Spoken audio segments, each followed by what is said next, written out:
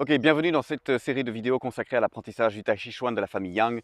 Je vais continuer en ajoutant, comme je le promets tous les jours, un mouvement en plus pendant cette période de confinement, ce qui vous permet pour mes élèves qui sont dans mes cours, de continuer à pratiquer et de revoir les mouvements que j'ai vus avec eux au cours. Et pour ceux qui nous rejoignent en ligne, eh bien, c'est une opportunité pour vous d'apprendre le Tai Chi Chuan à distance, alors qu'on ne peut pas sortir à cause de la période de confinement. Donc, je vais vous remontrer depuis le début rapidement.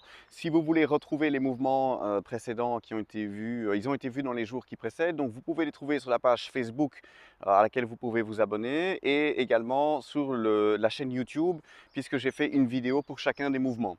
Donc je vais reprendre le début de la première section de cette forme de Tai Chi Chuan de la famille Yang et je vais rajouter un morceau en plus. Donc on commence pieds joints, pieds parallèles avec les genoux détendus, les mains le long du corps, on fait l'ouverture. On monte les mains jusqu'à hauteur des épaules, on tourne les doigts vers le ciel, on redescend d'abord droit et puis on ramène les mains au bassin. On soulève le manteau, on ouvre le pied droit, 45 degrés, on descend la main gauche ou la main droite, on se penche légèrement vers l'avant, on se redresse, on prend une petite balle, on pose le talon à largeur d'épaule, on avance et on est arrivé ici, dans Pan. Aujourd'hui, on va tourner le buste et amener la main droite devant le genou gauche. Donc les pieds restent en place. Vous voyez, je pars de Pan. Les pieds ne vont pas changer. Je vais simplement tourner le buste et amener la main droite en face du genou gauche. La main gauche s'est déplacée en même temps que la main droite. Vous voyez? Donc je répète, pour ce mouvement-ci, les jambes restent en place, les pieds restent en place. C'est le haut du corps qui se déplace vers la gauche et on amène la main gauche en face du genou droit. Ensuite ici, on va lever le talon droit et tourner les mains comme ceci. Donc les doigts de la main gauche vont vers le ciel, les doigts de la main droite vont vers le sol. Et on va ensuite tourner vers la droite pour s'installer sur la jambe gauche. On garde le pied gauche, orienté donc ici vers la caméra, on garde le pied gauche tourné dans cette direction et on va faire donc un angle de 90 degrés. Ici, on va poser le talon droit là où était la pointe du pied et on va dérouler pour amener tout le poids sur la jambe droite, ramener le pied gauche en fin de mouvement et amener les mains comme ceci, paume droite vers le ciel, paume gauche vers le sol. Les deux mains sont dans l'alignement comme ceci, le pouce est tourné dans le creux du coude droit. Pour le mouvement qu'on appelle le double hand pan, le poignet ici est arrondi, la paume gauche vers le sol. Donc je vais recommencer depuis le pan, tourner le buste vers la gauche, la main droite arrive en face du genou gauche, lever le talon droit, tourner la main droite, les doigts de la main droite vers le sol, la main gauche, les doigts vont vers le ciel, pivoter tout en gardant tout le poids sur la jambe gauche vers de 90 degrés par ici, poser le talon là où se trouvait la pointe de pied, et puis dérouler le pied pour amener tout le poids sur la jambe droite, ramener le pied gauche 45 degrés, et vous avez ici les deux paumes qui se regardent. C'est un mouvement qui est assez long, la paume droite vers le ciel, la paume gauche vers le sol, avec le pouce au niveau du coude droit. Et tout le poids est donc bien à droite. Voilà, ça c'est le double hand pan, c'est un mouvement qui est un petit peu plus long et un peu plus complexe.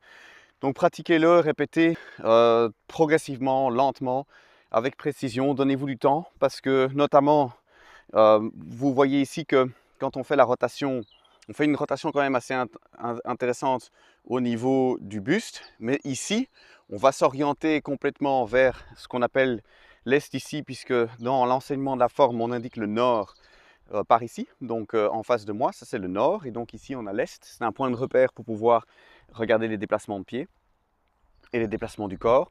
Et donc on va avoir le pied gauche qui va rester au nord.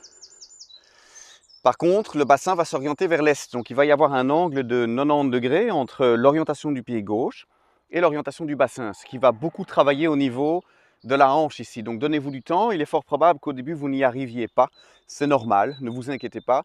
Ce que beaucoup d'élèves font dans ce cas, c'est en général orienter un tout petit peu le pied et donc le fermer de 45 degrés. Ce n'est pas ce qu'on enseigne, donc il ne s'agit pas de faire ça à terme, mais dans un premier temps, c'est parfois ce qui aide à pouvoir installer tout le poids sur la jambe gauche sans forcer. Donc ne vous faites pas mal. Ce sont des exercices qui doivent se pratiquer tous les jours jusqu'à ce qu'on ait une aisance dans ces mouvements. Mais il faut il faut étirer un tout petit peu. Chaque fois, chaque jour, étirer un tout petit peu plus jusqu'à ce que ça devienne confortable, mais jamais en forçant pour ne pas vous blesser, pas besoin de vous faire des courbatures non plus. L'idée, c'est d'aller progressivement, jour après jour, répéter ça quotidiennement jusqu'à ce que tourner comme ceci en gardant le poids sur la jambe gauche deviennent naturels. C'est bon pour le bassin à terme parce que ça vous permet de garder une mobilité au niveau des hanches et au niveau des articulations du bas du corps, comme on va travailler aussi sur les articulations et la souplesse du haut du corps. Donc voilà pour le mouvement d'aujourd'hui. Je vais rajouter un petit message particulier pour Audrey qui m'a demandé comment faire les mouvements chez elle. Est-ce que je devais les faire en miroir? Donc est-ce que vous devez faire les mouvements en miroir ou pas? En fait non, dans l'enseignement, traditionnellement, je fais face aux élèves pour les exercices d'échauffement et d'étirement qui sont aussi sur la chaîne YouTube, donc que vous pouvez retrouver avec l'appellation Tai Chi Chuan 2 points, exercice d'échauffement 2 points et puis le nom du mouvement. Donc ça, en général, je fais face à mes élèves et on bouge tous ensemble dans la même direction. Donc par exemple, si on fait les vagues de la mer, eh bien on va tous aller dans ce sens-là avec les élèves qui me regardent. Donc ça veut dire que quand moi je vais à gauche, eh bien les élèves vont sur leur droite. Par contre, quand je commence à montrer la forme, je leur tourne le dos et on fait les mouvements comme ceci. Et là, c'est très important de respecter l'importance ici, par exemple, de partir vers la droite. Donc, comme je l'indique dans la vidéo sur laquelle j'apprends le soulevé du manteau, qui est le mouvement que je viens de faire, les mains partent vers la droite. Et ici, le pan, ce sera la main gauche devant. Donc ici, il ne faut pas faire les exercices en miroir. Il faut alors se mettre à ma place. Donc comme je viens de le faire, il faut faire les mouvements comme moi je les fais et donc pas en miroir. Voilà Audrey, j'espère que ça répond à votre question par rapport à dans quel sens faire les choses. Il n'y a pas de mal si vous les faites dans l'autre sens. La seule chose c'est que quand on se retrouve après et qu'on travaille ensemble en groupe, ben, c'est intéressant d'aller tous dans le même sens. Sinon, voilà, il ne va rien vous arriver de grave, ne vous inquiétez pas. La seule chose, c'est que beaucoup des mouvements se répètent. Les mouvements importants se répètent pendant la forme. Donc, il y a des mouvements qui reviennent 10, 15 fois. Ce sont des mouvements qui sont considérés les plus importants, comme par exemple, vous allez retrouver le paré coup de poing à plusieurs reprises pendant la forme. Eh bien, c'est une parade comme ceci et puis une frappe comme ceci, du poing droit. 80% des gens sont droitiers et 80% des attaques spontanées se font d'un coup de poing droit. Et donc, c'est intéressant de retrouver ce mouvement beaucoup plus fréquemment puisqu'il va répondre à la plus grande probabilité d'attaque qui est d'un coup de poing droit qui arrive comme ceci. Et donc, on va faire dans la forme un petit peu plus tard, vous le verrez, pas vers la gauche en avant, paré, coup de poing au niveau des côtes. Ce qu'on retrouve dans d'autres arts martiaux, pour les gens qui suivent mes cours de Silat, vous verrez que ça correspond aux passes, frappes de l'enseignement du Silat. Et donc, ben, voilà, il y a des parallèles qui s'opèrent entre les différents arts martiaux.